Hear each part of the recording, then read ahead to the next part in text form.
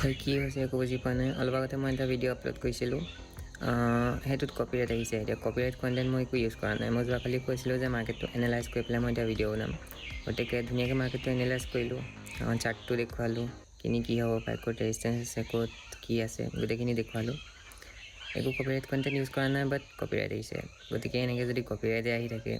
video' বনাবলৈ মটিভেশ্যনটো নাইকিয়া হৈ যাব গতিকে ফাইনেন্সিয়েল ভিডিঅ' ন অলপমান প্ৰব্লেম হয় trading related financial related video' অলপমান প্ৰব্লেম হয় বাট যোৱাটো সোমবাৰৰ পৰা ধৰি মই যিমানটা ভিডিঅ' আপলোড দিছোঁ জাষ্ট কপিৰাইট আহে তাৰপিছত আকৌ এটা নেক্সট ভিডিঅ' আপলোড দিব লাগে যে কি হৈছে কি নহৈছে গতিকে আজিও সেই চেম মই ধুনীয়াকৈ ভিডিঅ'টো বনালোঁ এতিয়া কপিৰাইট আহিছে গতিকে এইটো ভিডিঅ' দি মই জনাব বিচাৰিছোঁ যে মই এটা ভিডিঅ' বনাইছিলোঁ আৰু ধুনীয়াকৈ মাৰ্কেটটো এনালাইজ কৰিছিলোঁ আৰু ভিডিঅ'টো এটা ব্লগ হৈ আছে ডিলিট কৰিব লাগিব গতিকে